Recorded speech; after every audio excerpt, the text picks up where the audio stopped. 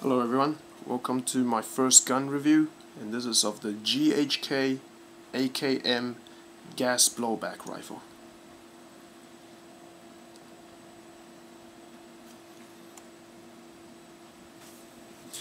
Now first the externals. The metal is of high quality, and to me most of the parts look like it has been blued. That's going to be the receiver, the magazine, gas tube. So you can take a look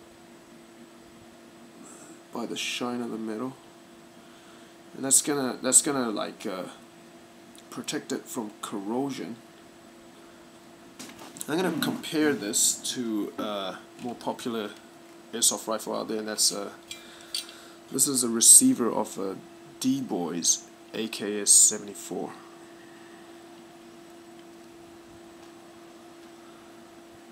Right. And again,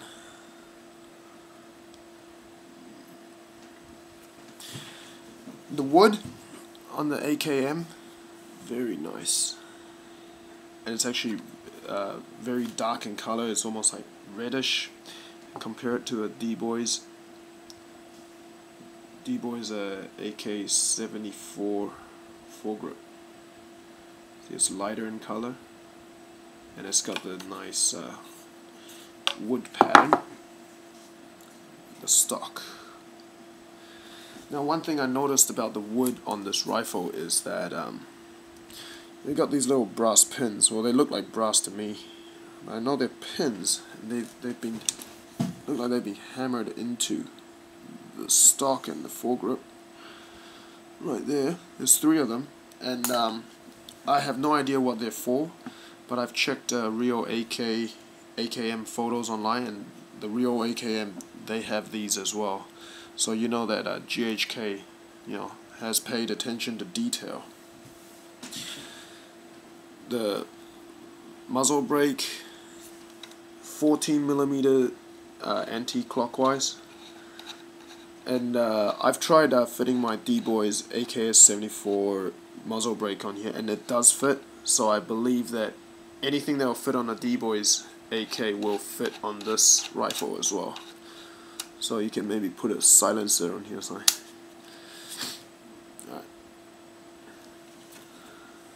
The range markings have been painted white.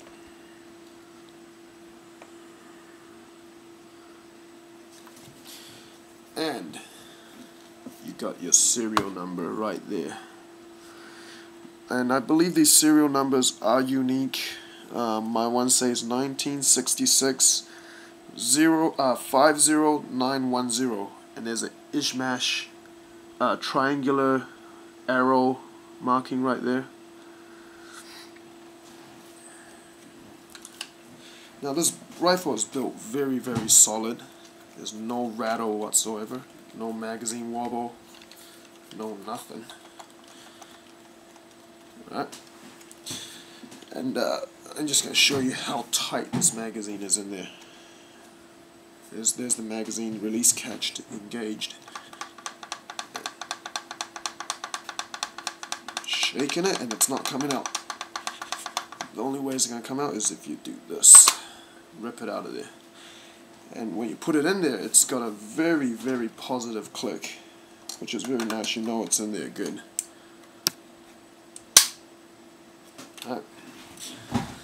And like any new AK, should be, the fire control selector, very, very tight.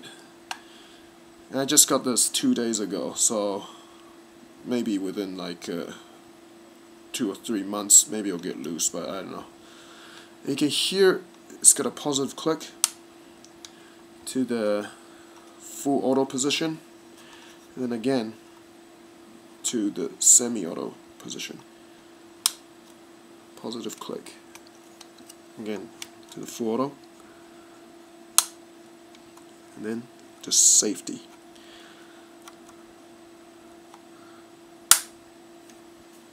And that goes the same for the gas tube lever, which is pretty tight as well. it's loose up here, but once it goes down,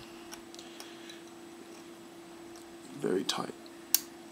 So that's a very nice feature, because on my old D-Boys, this thing is just loose. It's all over the place, and it broke when I tried to bend it in a little bit so it'll catch the receiver more.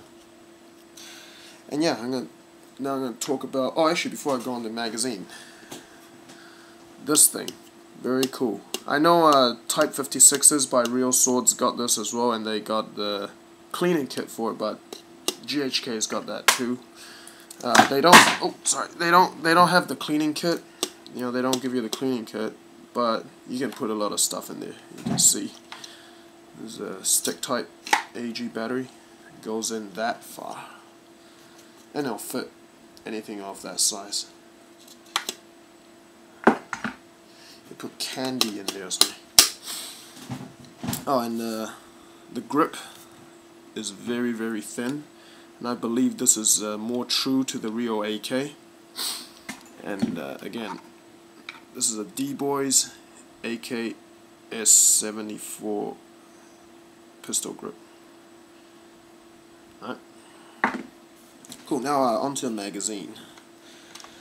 Magazine. If you own any previous versions of GHK AKs, you can tell that the design is a little bit different. And this thing, like I saw a video of someone that did of a GHK AK-105, and he said that one of the problems it had was that when you loaded this magazine, because of where the gas release pin is, when you loaded the magazine in the old GHK 105, if you loaded it really slow, the magazine release catch will actually engage the gas release pin. Therefore, if you load it too slow, the gas will just come out. It will just release the gas when you're loading it, which is not too good. But this rifle doesn't have that problem, because it's the gas release pin is all the way in there, and it will not get in the way of the magazine release catch. Alright, so you don't have that problem. In this magazine, the weight is modeled, I believe the weight is modeled after a fully loaded 762 by 39 magazine. It feels very, very heavy. I can feel like you can knock someone out with this thing. And according to some websites, they say this magazine loads 40 rounds, 40 BBs, and I'm not so sure about that, because I never really counted how many BBs I put in there. And one thing I found about this magazine, it is a pain in the ass to load. And I suggest you just use the BB loader that they provide you, the one with this little device here. And this goes on this BB loader, and that actually only goes on this BB loader. I got another BB loader, and this doesn't fit. And you gotta put it on. You gotta put it like this, but you can't have it horizontal. You gotta have it a little bit vertical like that, and you gotta jam the BBs in there and really jam it in. It's not just gonna go in easily, so it takes a little bit of practice. And this thing, I tried hand loading it, almost impossible. You can't really hand load it. You gotta really like push really hard. You just get sore thumbs all night. So that's the magazine.